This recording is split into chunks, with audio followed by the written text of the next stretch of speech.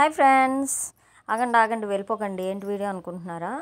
అదండి, ఇంతకుముందు marriage video పెట్టాను కదండి మా ఆడపడుచుది. మధ్యలో ఆషాఢంకి అవి కూడా ఏం చేయలేదు, ఎందుకంటే ప్రెగ్నెంట్గా ఉన్నప్పుడు ఆషాఢం చేయకూడదని చెప్పి.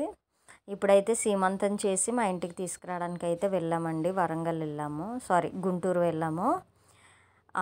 సింపుల్గా చేస్తామండి, ఎక్కువ హెవీగా అయితే ఏమీ చేయలేదు. నార్మల్గా వాళ్ళ తరపు వాళ్ళకి మేము ఇక్కడి నుంచి ఒక 6 మెంబర్స్ వెళ్ళామన్నమాట. దూరం కదా, అందుకని వాళ్ళు మేము కలిపి సింపుల్గా ఇంట్లోనైతే చేసుకున్నామండి.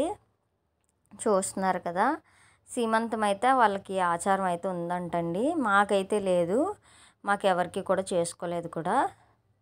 అయితే మా ఆడపడుచు వాళ్ళ అత్తగారికి ఉందంటండి సీమంతం, అందుకని చెప్పి మాకైతే లేదండి అని చెప్తే, లేదమ్మా చేయాలి అనేసి అంటే సరే అయితే అనేసి అందుకని ఇలా సింపుల్గా అయితే చేసామండి.